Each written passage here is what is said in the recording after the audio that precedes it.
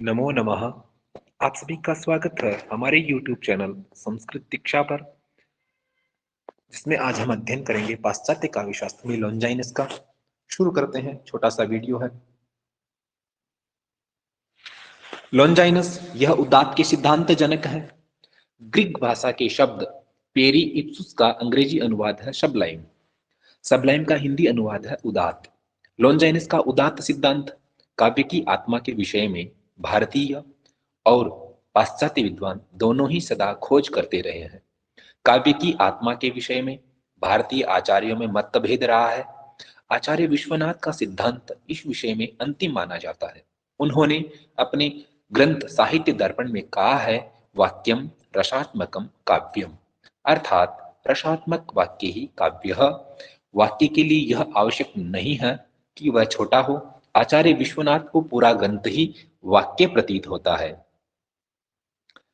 पाश्चात्य आचार्यों में लॉन्जाइनस की विशेष चर्चा है। लॉन्जाइनस ने उदात्त तत्व को काव्य की आत्मा माना है। लॉन्जाइनस के मत में उत्कृष्टता काव्य की आत्मा है।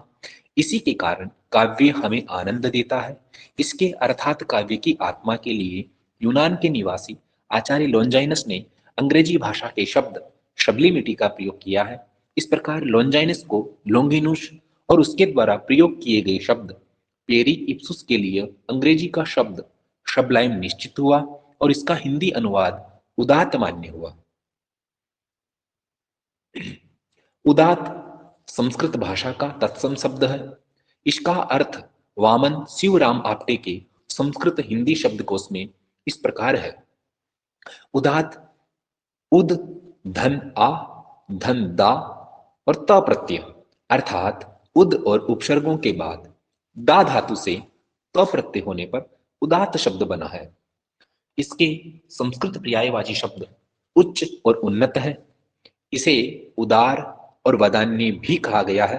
वेणी संहार नाटक में इसे भद्र, प्रतिष्ठित, उदार, वदान्य, महान कहा गया है। भामिनी विलास में इसका ललितोदात्त महिमा वाक्य में हुआ है। इसका अर्थ प्रिय और प्रियतम भी है। देवी महात्म्य में इसे उच्च स्वराघात माना गया है। संस्कृत के सर्वश्रेष्ठ आचार्य पाणिनि ने अपनी अष्टाध्यायी के सूत्र उच्चैरुदातः में इसका प्रयोग इस अर्थ में किया गया है कि उच्च स्वर से उच्चारण किया गया अच स्वर उदात्त होता है। इस प्रकार अंग्रेजी शब्द सबलाइम के लिए उत्कृष्ट की अपेक्षा उदात्त का प्रयोग उचित और सार्थक है। लॉन्जाइनस के अनुसार भाषा का वैशिष्ट्य और चरमोत्कर्ष ही उदात्त है, क्योंकि विशिष्ट भाषा प्रभाव श्रोताओं पर प्रत्यायन या अनुनयन के रूप में न होकर आत्मातिक कर्मण के रूप में होता है। धन्यवाद।